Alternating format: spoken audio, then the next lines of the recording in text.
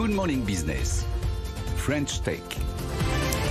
Il est 6h43, on est toujours très content, la French Tech, on adore. Et en plus, on est content quand on retrouve d'anciens invités qui ont fait beaucoup de chemin depuis. Stéphane Rougeot, bonjour. Vous êtes directeur général adjoint de Deezer. On vous avait reçu il y a quelques mois. Lorsque vous nous aviez annoncé en exclusivité le mariage avec le SPAC créé par Mathieu Pigasse, Artemis et Iris Knobloch, qui est désormais présidente du conseil de surveillance. Elle est vice-présidente, elle va devenir présidente dans quelques mois. C'est ça, exactement. Et donc voilà, et vous avez réussi votre fusion avec ce SPAC, votre entrée en bourse. Bon, certes, on avait à moins 20%, mais bon, franchement, c'était super. Vous avez vraiment trouvé le bon timing pour aller en bourse et récolter de l'argent. Vous êtes content globalement de l'opération ? Alors, on est très content de l'opération. On est très content de la fusion elle-même avec i2PO, parce que i2PO et ses fondateurs vont nous apporter beaucoup dans la mise en œuvre de la stratégie. On en avait parlé la dernière fois. Et puis effectivement, on est content du timing et surtout d'avoir levé un peu plus de 140 millions d'euros, bien sûr, qui est le capital dont on a besoin pour l'exécution de la nouvelle stratégie qu'on a. Et on est en train d'exécuter cette stratégie. Donc voilà, c'était le bon timing, on l'a fait, on a le capital et puis on est en train d'exécuter. C'était le bon timing, c'est facile de se le dire après, maintenant qu'on est à la rentrée. Mais est-ce que vous pouvez nous raconter, il y a quand même des moments où vous dites on n'aurait pas dû y aller en bourse, où il y a une petite frayeur quand même? Non, enfin la question c'était pas tellement est-ce qu'il faut aller en bourse ou pas. La question c'était voilà, on a une stratégie, on a besoin de capital. Comment on trouve ce capital et avec qui on y va. Et en l'occurrence, le fait de trouver ce capital en se combinant avec i2PO et compte tenu des fondateurs d'i2PO, c'était la bonne chose à faire. Bon, donc là-dessus, on n'a pas eu de doute. On a passé beaucoup de temps avec eux à partir de la fin de l'année 2021. Et puis ensuite, voilà, on a exécuté, on a levé l'argent. Et maintenant, c'est la mise en œuvre de la stratégie. Alors justement, maintenant, parce que Deezer, je le rappelle, plateforme musicale de streaming, plateforme française, monsieur, et 2% du marché face évidemment aux géants Spotify, Apple Music, etc. Est-ce qu'on peut vivre sur un marché avec 2% de part de marché ? Alors, ça dépend, en fait, ce que vous faites sur chacun des marchés. Si vous raisonnez par rapport à un marché mondial, c'est vrai, l'avantage d'avoir 2%, c'est qu'en fait, c'est quand même plus facile de croître. Bon.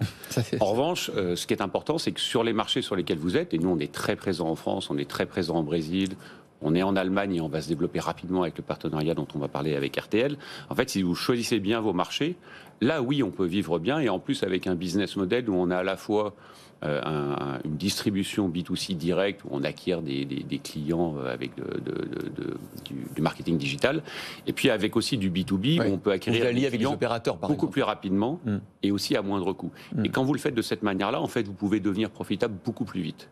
Et donc oui, on peut réussir quand on n'est pas aussi gros que les autres, mais dans ce cas-là, il faut choisir la bonne stratégie, choisir ses marchés et avoir le bon modèle de développement. Le développement, là, ça va être l'Allemagne. Vous l'avez dit, qu'un partenariat avec RTL. Pourquoi le marché allemand particulièrement ? C'est un des gros marchés. Il y a aujourd'hui quasiment 30 millions d'abonnés streaming musicaux en Allemagne.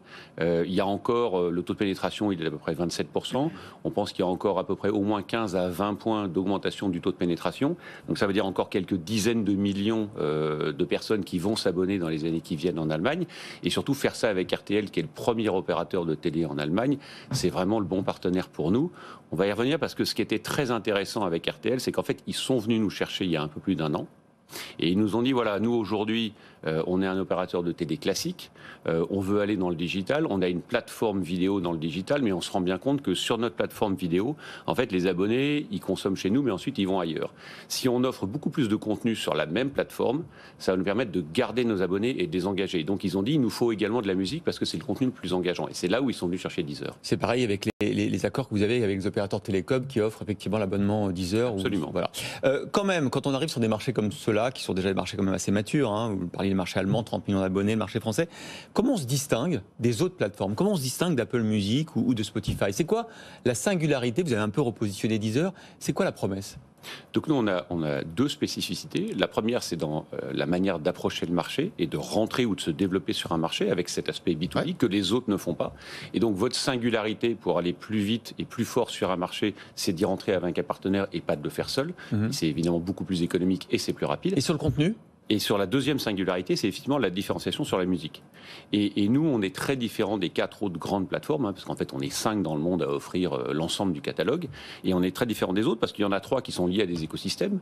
Et en fait, la musique, c'est un produit parmi d'autres. Et en fait, ce qui les intéresse, c'est plutôt autre chose. Donc, ils vont pas vraiment investir dans la musique, même s'ils offrent le catalogue. Et puis, il y en a une qui est Spotify, qui fait de la musique, mais qui se développe sur autre chose, les podcasts, qui veut générer de la publicité.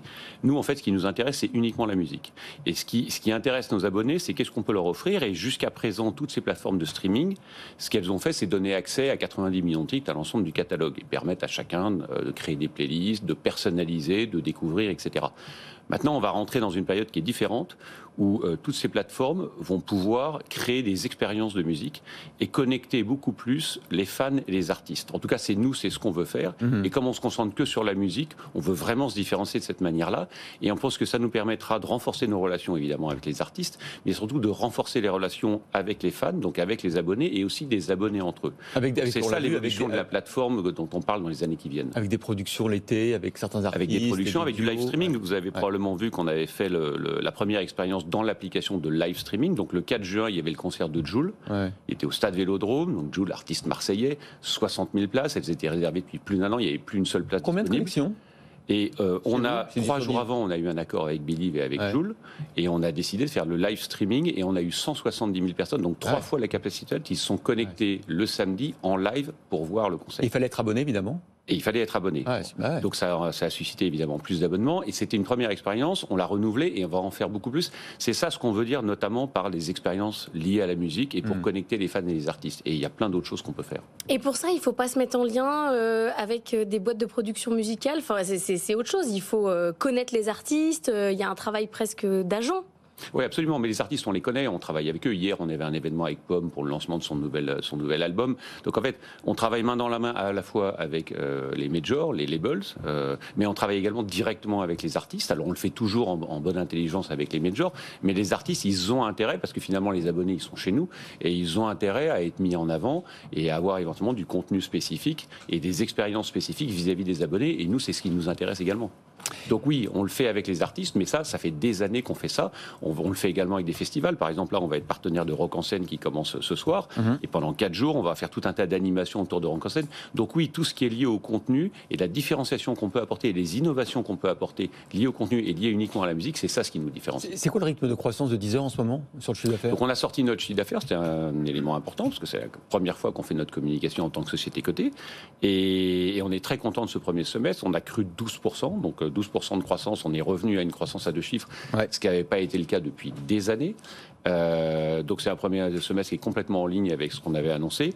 Surtout, c'est une croissance qui est saine parce que c'est une croissance qui a été tirée par le B2C, par la croissance d'abonnés en France. On a gagné 300 000 abonnés en France. Et puis on a retrouvé de la croissance dans le B2B alors que le partenariat avec RTL commençait le 16 août, donc on ne l'a pas encore. Et ça va encore accélérer notre croissance.